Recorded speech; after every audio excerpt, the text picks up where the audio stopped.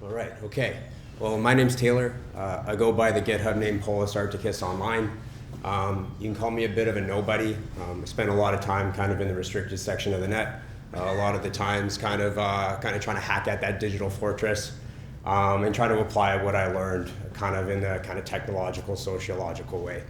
So I don't really want to talk about the nitty-gritty details of tech today. Oh no, I'm not. I don't got any slides. So sorry if you want to stare at the blue screen of death.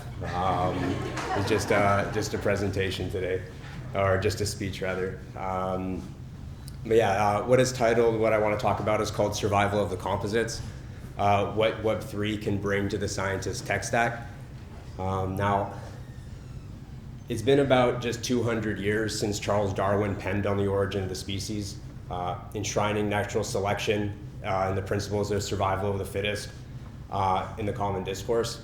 Now, while he may have just been observing the beaks of birds in the Galapagos, we really can find juxtapositions, allusions, and metaphors to this principle in just about every form and place and nook and cranny of our lives. Perhaps that's why his work gained so much popularity. However, in climbing the literature of the life sciences, we begin to find no shortage of examples that critically challenge the roots of this notion. Like the mitochondrion of cells, like the energy factories, they possess an independent genetic lineage. The digestion of foods, it's characterized by the composition of one's gut microbiome. Plant life, it struggles to uptake water and vital nutrients without mycorrhizal microbiomes living amongst its root systems. It seems the closer one looks, the distinction between organism and biosphere, it seems to blur. So what does that mean when we apply Darwinism to our economic, political, ideological, and technological experiences? This is the thought that I want to provoke today, and perhaps hint that it may well be near the root of what agitates an individual to seek out decentralized science. Perhaps there's more to the story of survival of the fittest in the destiny of DNA.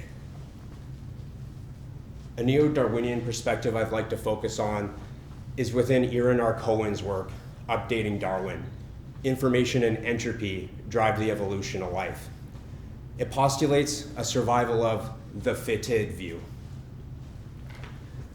Now, as natives of the World Wide Web, perhaps the overlap becomes immediately clear. Like already we hear stories about DNA being the ultimate hard drive, or its potential in the uses of hypercomputation. We think of like fungi networks being computational tools that can solve the traveling salesman problem, something that silicon just can't do. So how far would you guys drive the program of life analogy? As a scientific endeavor concerns itself with discerning information out of chaos and splitting it into usable knowledge, perhaps there's something to learn from the machinations of life and principles that could be applied back to the scientific institution. The Hermetic axiom of old states as above, so below. Humans typically mimic their metaphysics into their inventions, technologies, and cultural imperatives. Attested by media theorists Marshall McLuhan and John Culkin, we become what we behold. We create our tools, but then our tools create us. Also by McLuhan, we hear the quote, "The medium is the message." Now, if one got to choose, what medium would they create for science to flourish? This talk is dedicating towards inspecting the medium of science, how the Darwinian roots of the scientific institution underpin the challenges the decentralized science movement seeks to address, and by adopting a neo-Darwinian perspective of survival of the composites, can we form a sort of rule of thumb when creating the tool set for the next generation? Now let's inspect science's current architecture. In my view, it's absolutely trivial to attest that it's Darwinistic from cradle to grave. Zero-sum curve grading schemes, weed-out courses, publish or perish, competitive grant writing. All of this points to the competitive mode of symbiosis driving the academic life cycle. It seems like less time is devoted to disproving the null hypothesis than competing for a sort of academic street cred. In the startup world, one invariably crosses Peter Thiel's competition is for losers YouTube video. Now, when the academics ventures resembles more of a startup than a large business, why do we provide no symbiotic opportunities beyond competition? The technologies that underpin this culture unsurprisingly mimics the material. Students are denied access to basic toolkits and communicating during exams due to cheating. Information remains paywalled without a sort of login with institution bonus. Secrecy is status quo as first to publish trumps open collaboration. Research endeavors are often massaged with extra scientific content to maximize chances of publication or grant approval. Scientists, additionally, are also corralled into a closed source, vertically integrated and proprietary softwares such as MATLAB, Mathematica, or Stata. For software products like this, composition was the business problem. They asked the question of what do we need to vertically integrate to create a walled garden that captures value and starves the competition.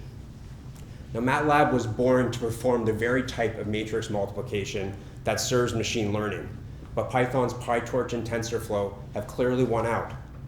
While users enjoy Mathematica, developers avoid using it due to portability, extensibility, and vendor lock-in concerns.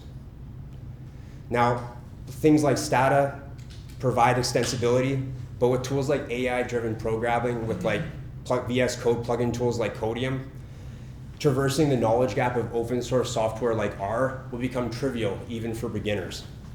Indeed, all these products are enhanced with training data sourced from open collaboration tools like Stack Overflow.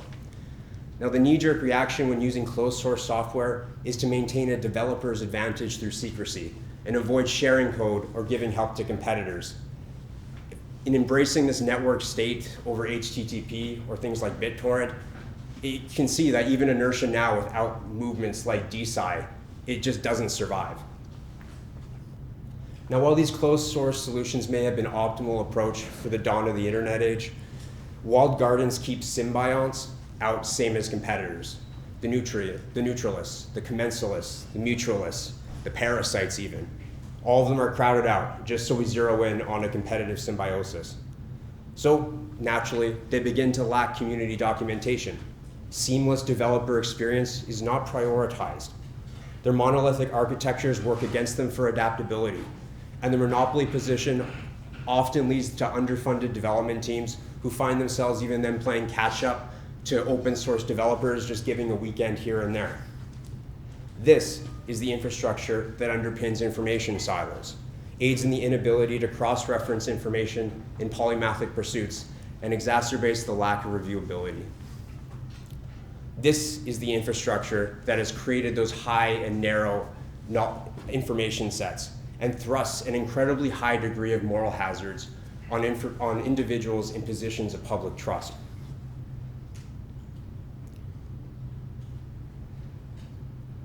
As science researches forward into Nikola Tesla's man-made horrors beyond comprehension, I think it's worth maintaining the wisdom that two heads are better than one. Now, the Darwinian model often focuses on games between agents, but neglects network externalities. In an increasingly integrated world, new technologies rarely survive the scrupulation of the public. Life nor technology, it seems, remains in a vacuum.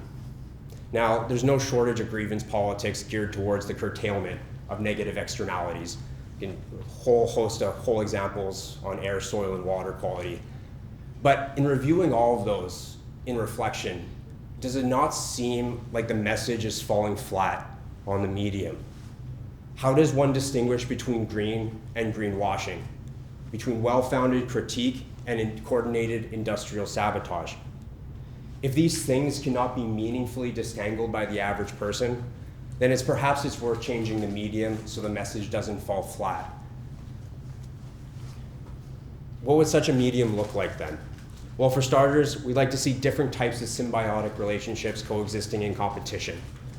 Ones that could allow switching profit maximization with positive externality maximization.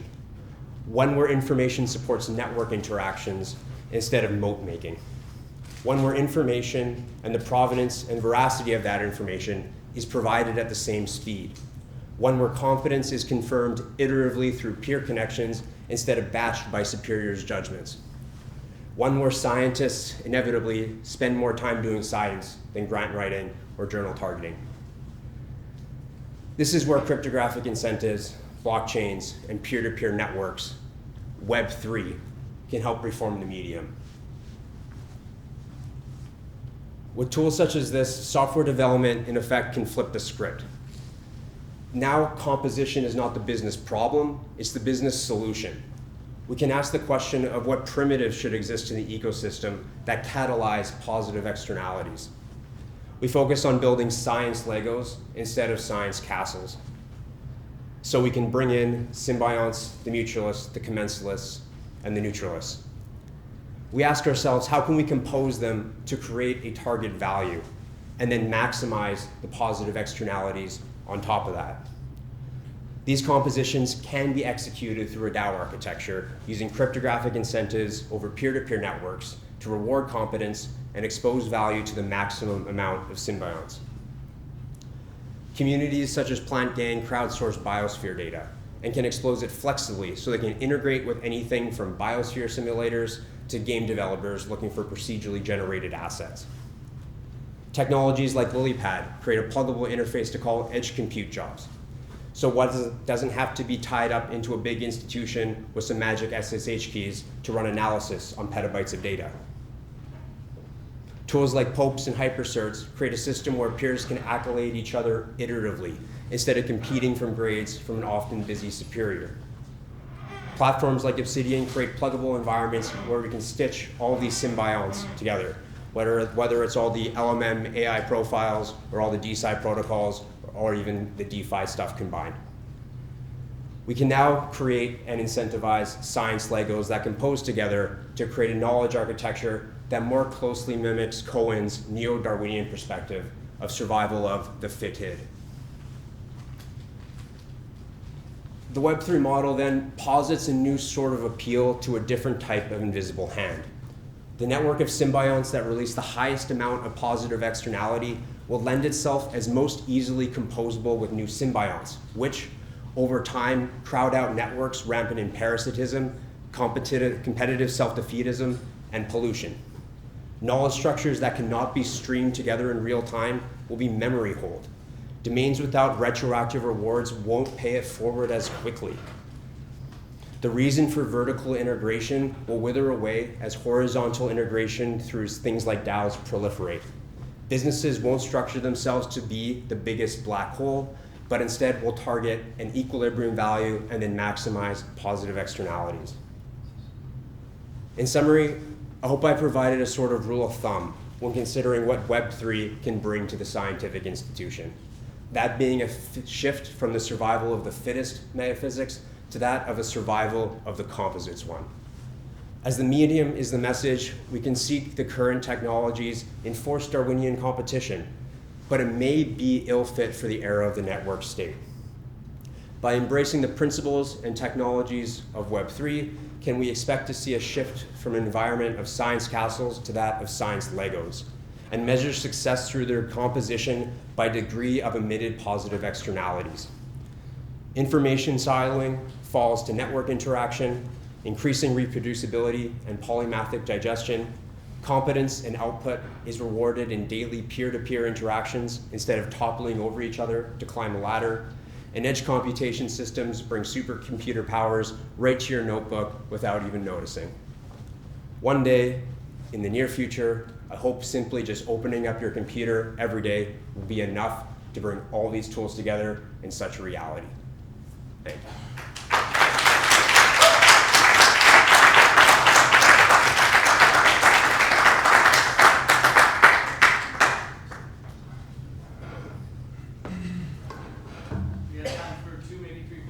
Okay, sure. So you mentioned moat building to be one of these things that's kind of inherently anti-symbiotic, right? Moat building is something that we talk a lot about when we're in Web3 in particular, with community building, especially when we're pitching for investment, trying to raise just interest in the platform in general. So what is the alternative to the concept of moat building? idea of trying to generate interest and PLF for your product? Yeah, so the moat building hopefully happens once all the symbionts are all collected together and one naturally emerges. There's an animated film from a long time ago called Nausicaa, Valley of the Wind. And inside that video, they had a bunch of strange creatures that emit this terrible pollution, and then no humans could go inside. But it was only from the effort of one human going in to do the citizen science to figure it out, would realize that they're doing everything to break down the moat between the poisonous world and the world that wasn't poisonous.